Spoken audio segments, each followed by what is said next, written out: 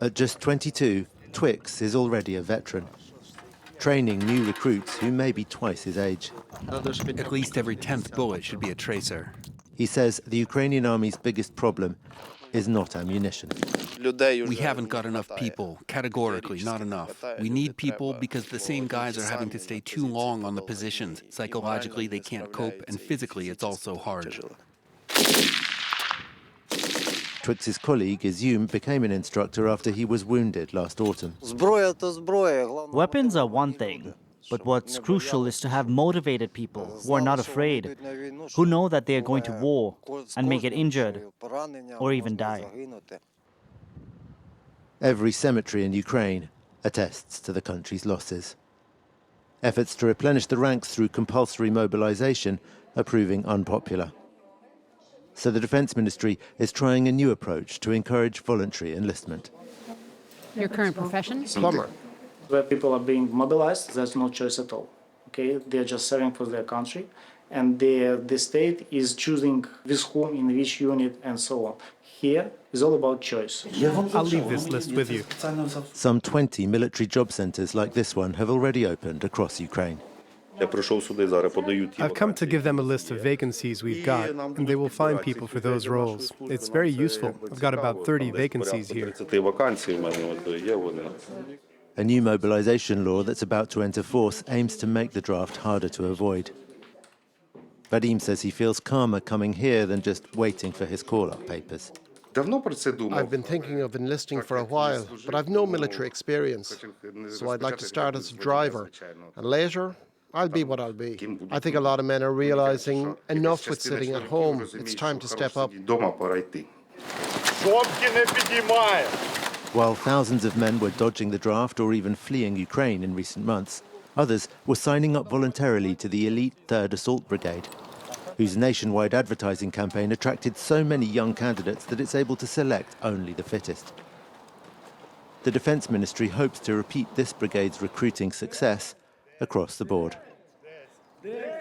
That report from France 24's Ukraine correspondent Gulliver Cragg, who joins me now from Lviv. Gulliver, what do people complain about really when it comes to this mobilization process? It seems like it's not that they just don't want to fight.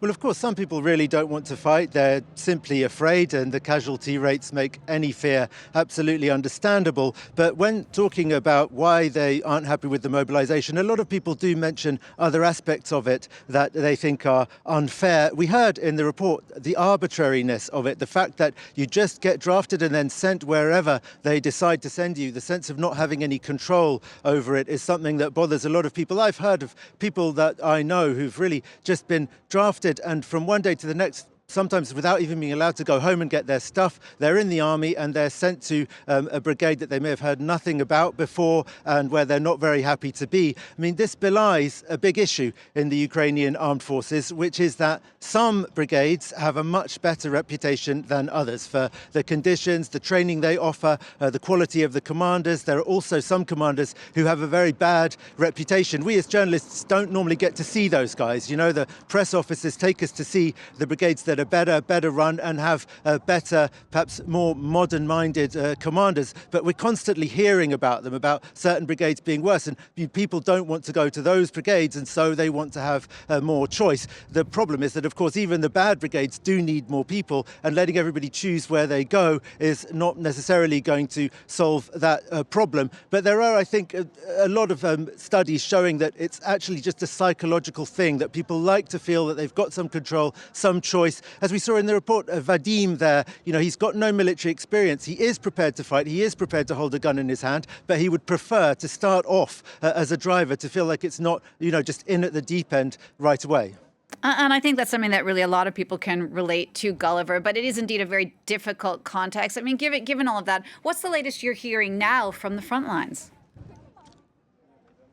Well, as you know, this Russian offensive in Kharkiv region is ongoing. They crossed the border in 2 places a few days ago. They've taken control of a few settlements in that border region. The Ukrainian army admitted today that it had withdrawn to more strategically advantageous positions. That's the euphemism that they usually use, but that means they are losing territory. And the Russians look like they're trying to unite the 2 places where they crossed the border and form one contiguous area in the north of Kharkiv region that they control. The city of Vovchansk is very much under threat and may become the first Ukrainian town to be occupied twice, because it was occupied in 2022, then liberated later that year. The fighting is going on there right now. The Ukrainians, though, say, the Ukrainian military intelligence in particular, that they don't think that the Russians have got the forces necessary or the intention to really go deeper into Kharkiv region, and that they're more likely actually to mount new attacks on the border in another region to the northwest of their Sumy region. So there are a lot of eyes on Sumy region at the moment. And meanwhile, the Russians are inching forward every day a little bit more in Donetsk region. But I do say inching. They're not making any major gains there for the moment. All right, Gulliver, thanks for that. That's France 24's Gulliver Cragg reporting from Lviv.